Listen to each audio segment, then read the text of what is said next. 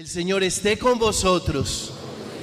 Lectura del Santo Evangelio según San Mateo.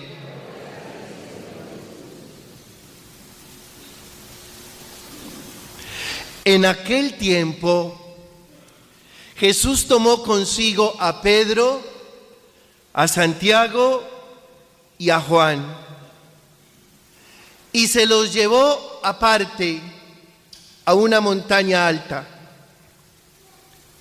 Se transfiguró delante de ellos, y su rostro resplandecía como el sol,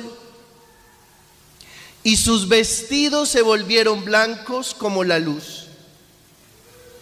Y se les aparecieron Moisés, que es la figura legal más importante del Antiguo Testamento, y Elías, que es la figura profética más importante del Antiguo Testamento, conversando con él. Pedro entonces tomó la palabra y dijo a Jesús: Señor, qué bien se está aquí. Si quieres, haré 3 tiendas, 3 chozas, 3 ramadas, una para ti, otra para Moisés, otra para Elías. Todavía estaba hablando cuando una nube luminosa los cubrió con su sombra, y una voz desde la nube decía: Este es mi Hijo amado, mi predilecto, escuchadlo.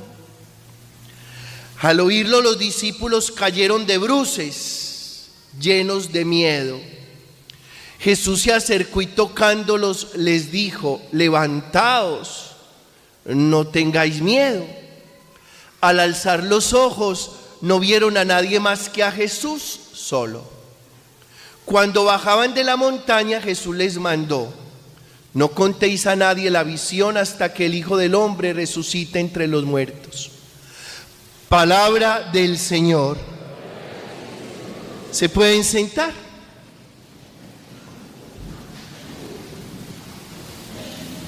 Bien, mis hermanos, considero que ustedes son personas juiciosas, que son capaces de comprender esto que vamos a hablar. Estamos en el segundo domingo de Cuaresma.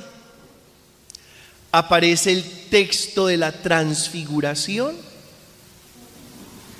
que de entrada les voy a decir que no es una crónica histórica, que es un texto cargado de simbolismo teológico. Usted ya está pensando: bueno, padre, ¿pasó o no pasó? Vuelvo a repetir, no es una crónica histórica, es un texto cargado de simbolismo teológico, lo que significa que hay que profundizar el texto para no quedarnos en su fachada y comprender realmente qué nos quiere decir Dios en este segundo domingo de Cuaresma. ¿Qué razones tenemos para decir que no es una crónica histórica? Primera razón, que el texto no es original. ¿Cómo así que no es original? Que este relato está tejido de elementos simbólicos, y elementos simbólicos muy parecidos a las manifestaciones de Dios en el Antiguo Testamento. Así que este relato es una copia de una cosa que se llama teofanía, de las manifestaciones de Dios en el Antiguo Testamento. Segundo, que si en realidad esto hubiera pasado antes de la muerte de Jesús, los discípulos no lo hubieran abandonado. Después de ver en Jesús todo el esplendor de su divinidad, Pedro no lo hubiera negado y los otros no habrían salido despavoridos. No, imposible. ¿Qué significa? Que este texto es una construcción posterior a la Pascua, es decir, después de la resurrección. Tercero, que los discípulos de Jesús, escuchen esto, no entendieron nada. Digan nada. Nada. Así dice mi mamá, mamá es hermosa. Y en su ancianidad y en lo que ustedes ya conocen, cuando está ahí la enfermera, estamos nosotros, la empleada, y ella necesita algo y no es capaz de expresarlo porque se le olvida, nos dice: ustedes no sirven para nada.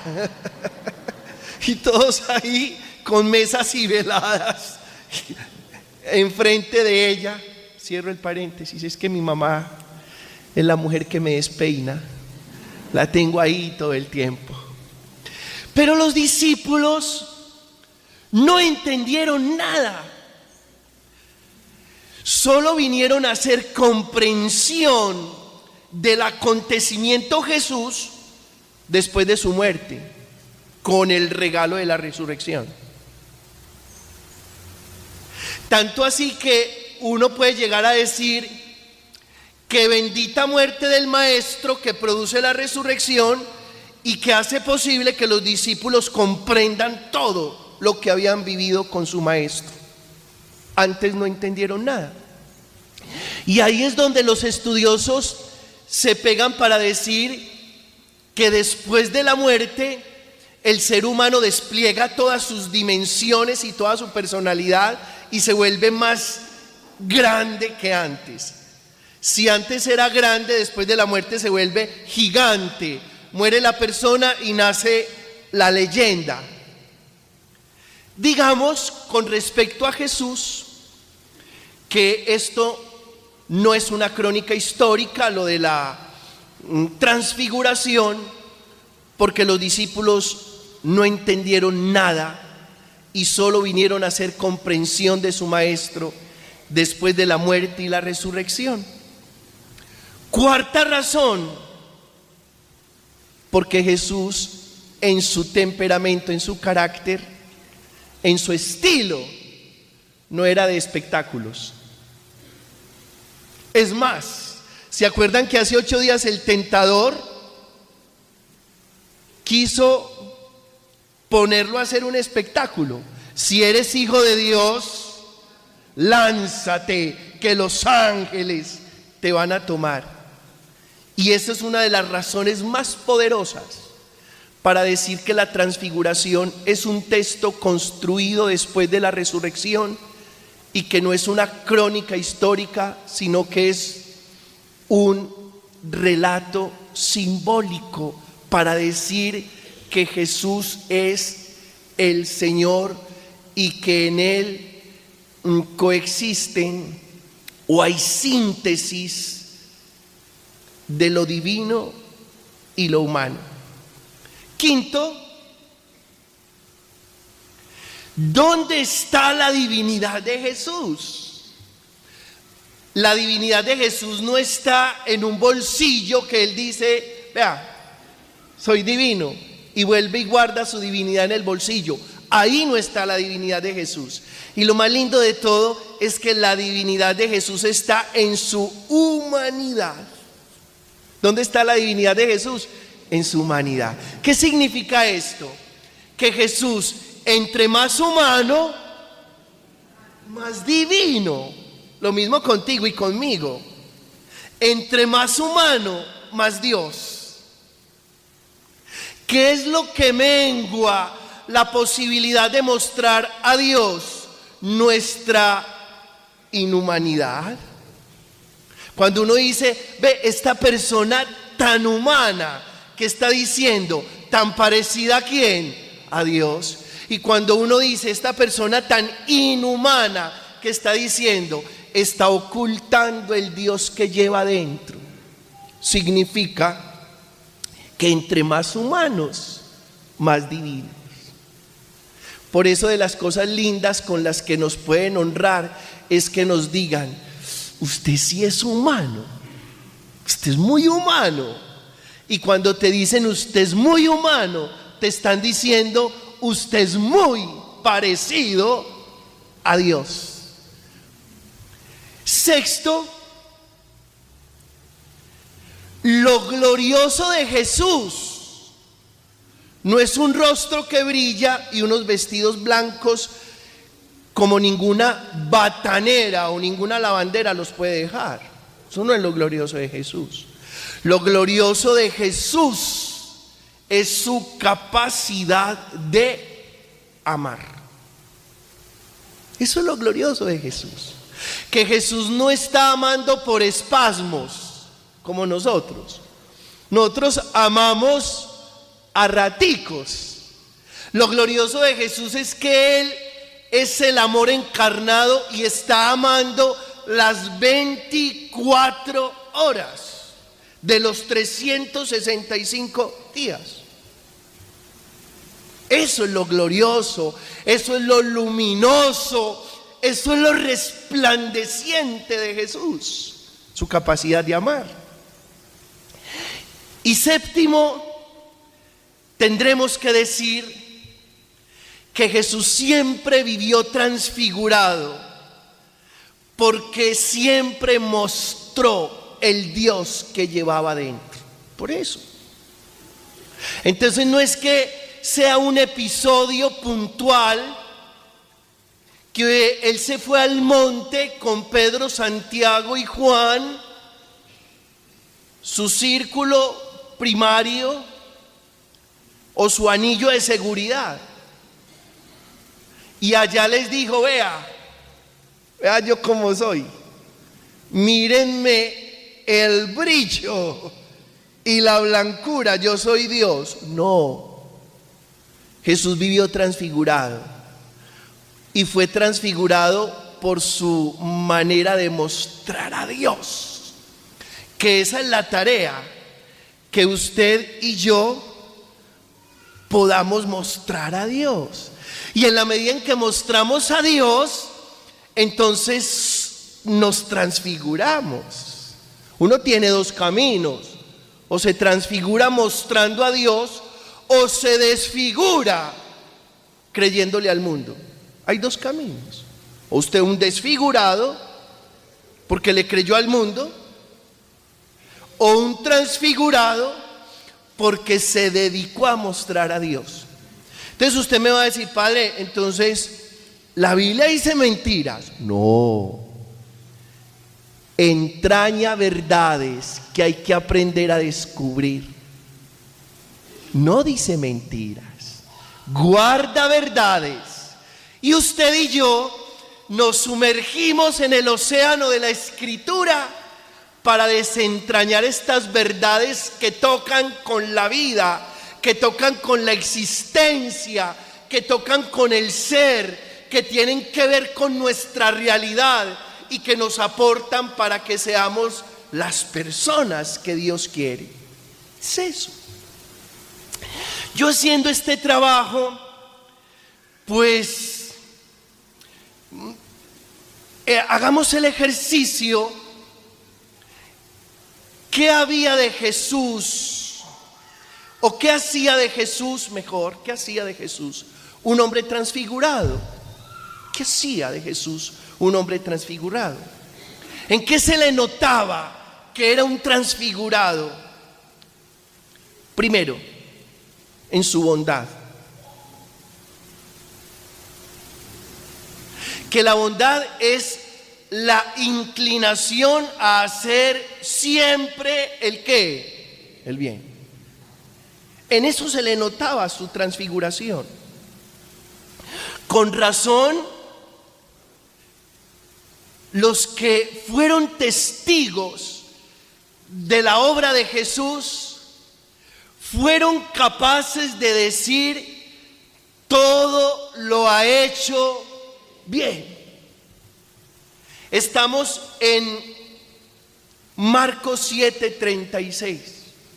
Jesús sana un sordo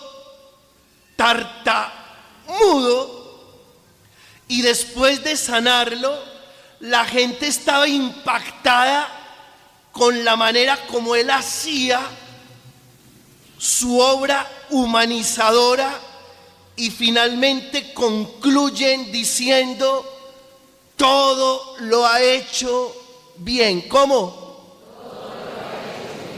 Oigan, esto sí que es bueno. Que cuando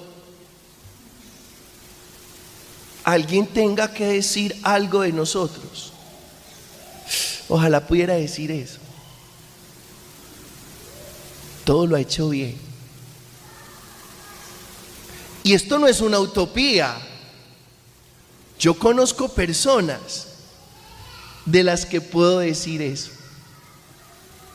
Yo conozco personas de las que puedo decir: esta persona todo lo ha hecho bien. Y cuando usted y yo le apostamos continuamente a la bondad, entonces también con Jesús nos transfiguramos.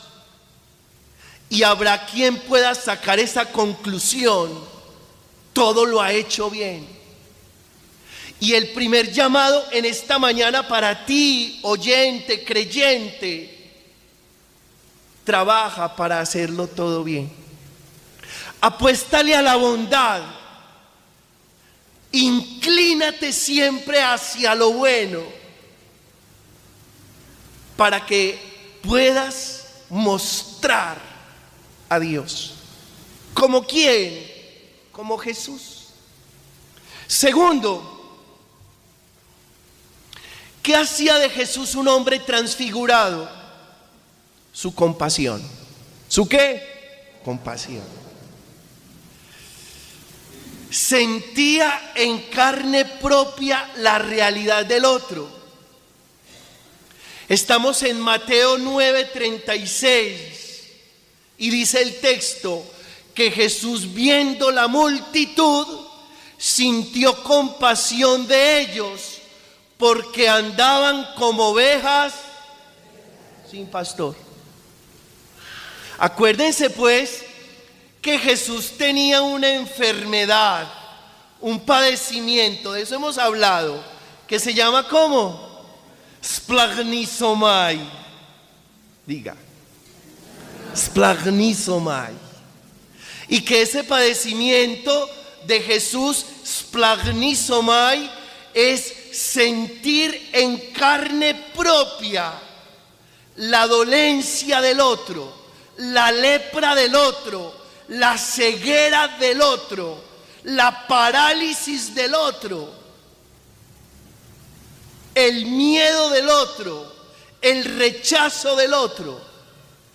Digamos que es como un dolor de vientre, de vísceras, cuando usted se encuentra con la realidad de alguien y dice: me duele el estómago viendo esta persona en esas circunstancias. Cuando a usted le duele el estómago viendo la circunstancia de alguien, es porque está padeciendo de splagnisomai, es decir, de compasión. Y eso hace que Jesús sea un transfigurado, pero también hace que tú también seas un transfigurado. Que lo contrario sería la indiferencia, la frialdad y la crudeza frente a la realidad del otro, y llegar a sacar esta conclusión: a mí qué me importa lo del otro, cada cual con sus asuntos. Eso desfigura, eso desfigura. Tercero, ¿qué hacía de Jesús un hombre transfigurado? Su autenticidad. Diga, autenticidad. Que esa autenticidad es la calidad y el carácter de verdadero. Jesús no engaña, Jesús no se va con triquiñuelas, Jesús no hace trampas. Él mismo se declara en el Evangelio de Juan, en el capítulo 14: yo soy el camino, la verdad y la vida. Y luego en Juan 8:32 dice, para ser libres, Cristo nos ha libertado, la verdad nos hace libres. Cuarto, ¿qué hace que Jesús sea un transfigurado? Su integridad. Este hombre es un hombre de una sola pieza, es de una sola pieza. Su integridad, la capacidad de hacer lo correcto. Este hombre es de una sola pieza. Quinto, ¿qué hace de Jesús un hombre transfigurado? Su coherencia. Jesús actúa consecuentemente según lo que dice y lo que piensa. Ahora, si tú quieres transfigurarte, y si yo quiero transfigurarme, luchemos juntos por ser coherentes. Ojalá que lo que digamos se parezca a lo que pensamos y se parezca a lo que hacemos. Con razón, sus testigos sacaron esta conclusión: este enseña distinto a los escribas, este enseña con autoridad. Está en Marcos 1:2. A tal punto que los estudiosos de Jesús sacan esta conclusión: palabra, doctrina y persona en Jesús es exactamente lo mismo.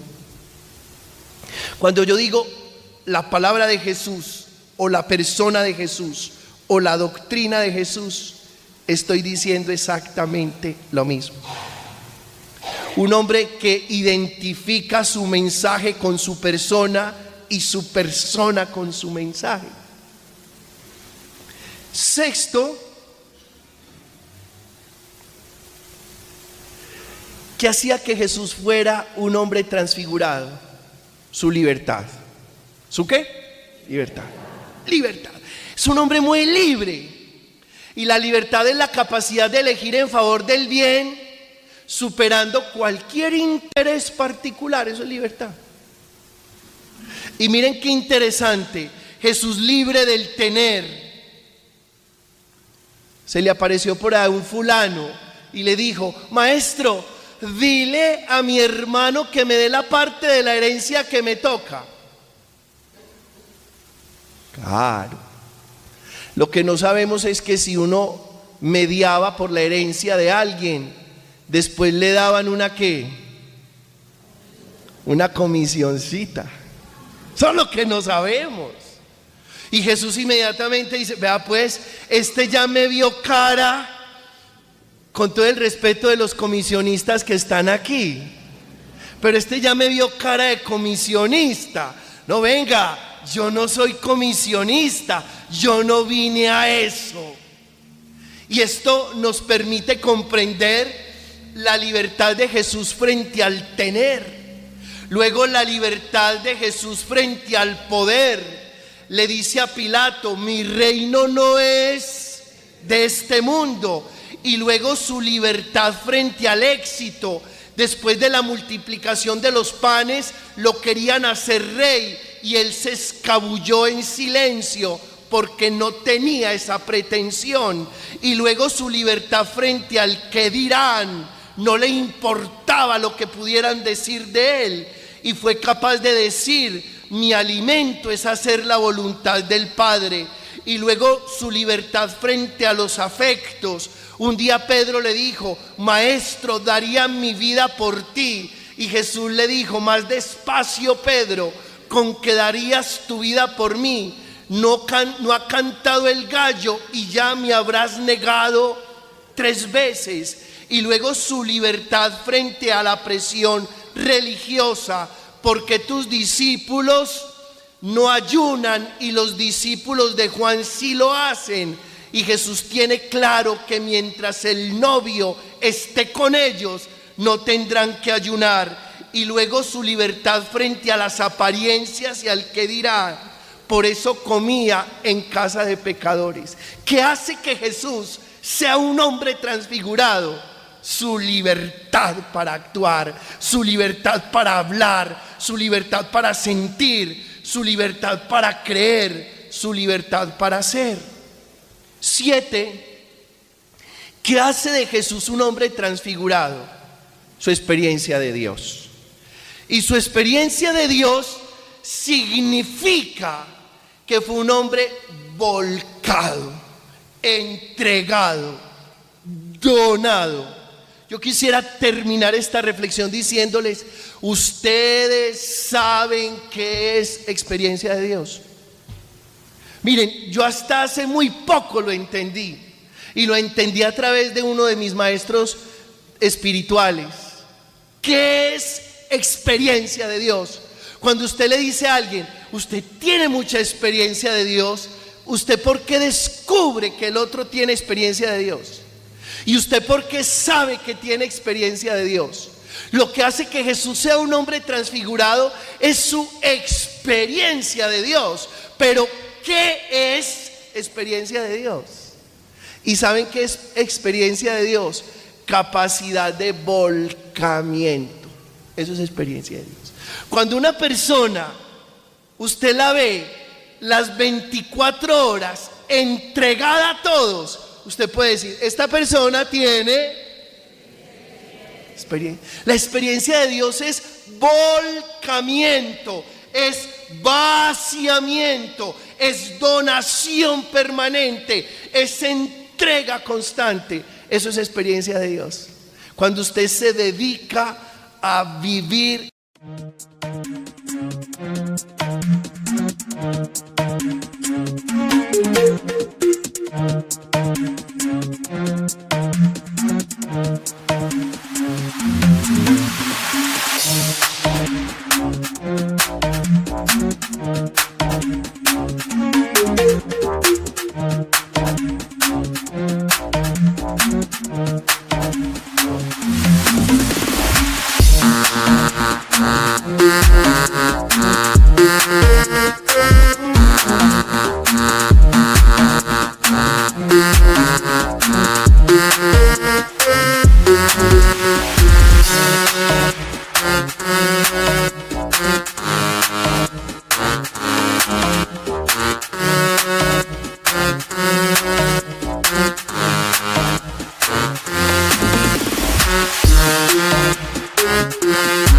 En función del servicio, del amor, de la solidaridad, de la entrega de usted, podemos decir que tiene experiencia de Dios. Y eso es lo que te transfigura, que es lo que hace que Jesús sea un hombre transfigurado, que está volcado, vaciado completamente en favor de los demás.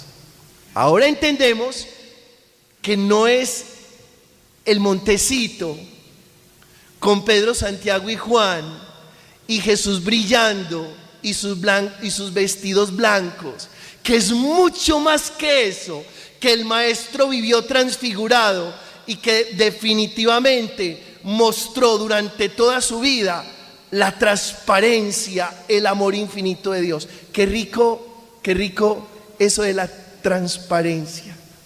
¿Qué es ser transparente? Mostrar a Dios como una pecera que muestra lo que hay dentro.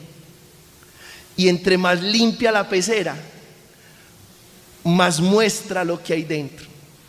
Ojalá que nosotros fuéramos como esa pecera, tan limpios que podamos mostrar lo que hay dentro.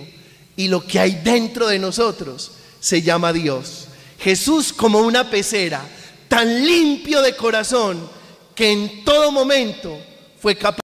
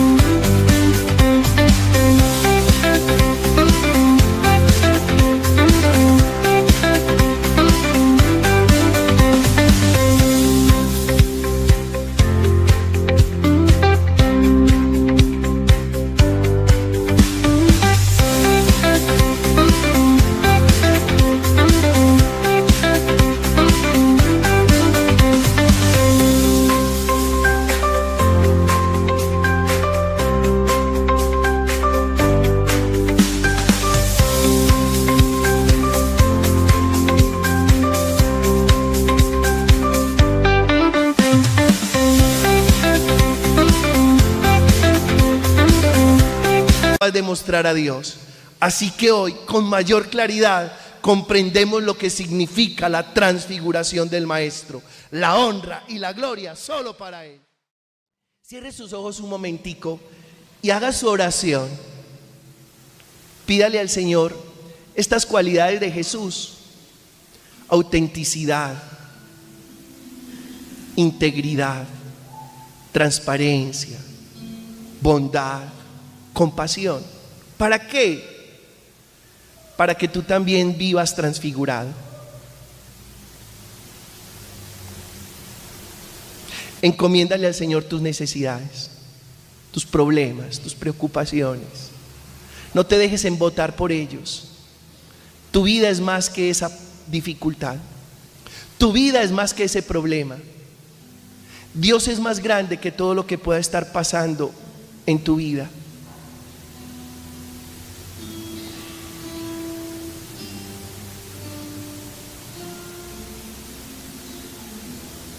Escucha, Padre bondadoso, nuestra oración.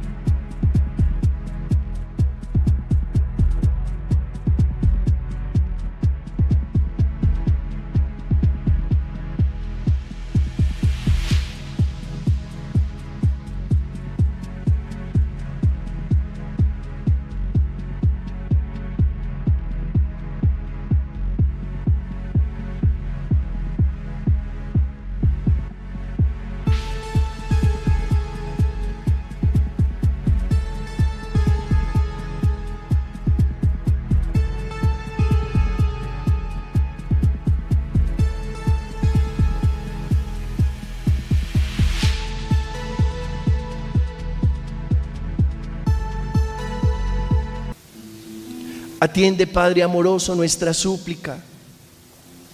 Te la presentamos por medio de Jesús, Maestro, hermano, Salvador, el que vive y reina por los siglos de los siglos.